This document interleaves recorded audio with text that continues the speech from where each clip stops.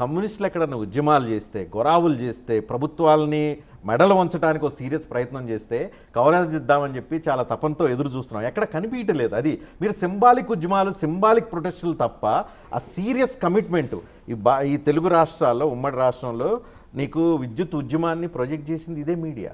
ఆ తర్వాత అనేక కాలంలో విప్లవ ఉద్యమాలు కావచ్చు, వాటన్నిటికి కావాల్సినంత సమాచారాన్ని ప్రజలకు చేరువజేసింది మీడియానే. కానీ ఇప్పుడు ఆ కమిట్మెంట్ లెవెల్స్ తగ్గిపోయినాయి కాబట్టి ఆటోమేటిక్గా మీరు డైల్యూట్ అయిపోతున్నారు మీడియా కవరేజెస్లో కూడా. ఇందులో ఇప్పుడు ప్రభుత్వాలు 2 టాక్టిక్స్ ఉన్నాయి. అప్పుడు ఉద్యమాల పట్ల ప్రభుత్వాలు అనుసరించిన విధానం వేరు. అప్పుడు అవకాశం ఇచ్చేవాళ్ళు. ఇప్పుడు తెలివిగా ఒక దశ వరకు అవకాశం ఇస్తున్నారు, ఆ తర్వాత మా జోలికి రావట్లేదు. అప్పుడు మీకు తెలుసు మనకి స్వేచ్ఛ ఉండేది. ఇప్పుడేంటి, ఉద్యమానికి పిలుపు ఇస్తేనే ఇళ్లలోనే అరెస్టులు చేసేస్తారు, నిర్బంధం ఉంది, ఇళ్లలోనే అరెస్టులు చేస్తున్నారు. ఆ నిర్బంధించే విధానాలతో ఉన్న పార్టీలతో మీరు అంటకాగుతున్నారు.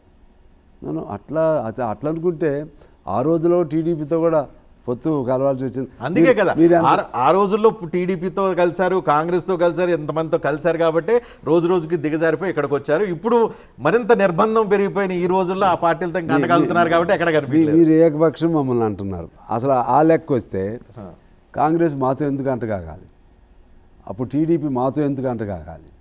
అదేవిధంగా ఇక పైన ఉన్న యూపీఏ 17-18 పార్టీలతో వాళ్ళు ఎందుకు అంటకాగాలి? ఎన్డీఏ 19-20 దాటినట్టున్నాయి, వాళ్ళు ఎందుకు అంటకాగాలి?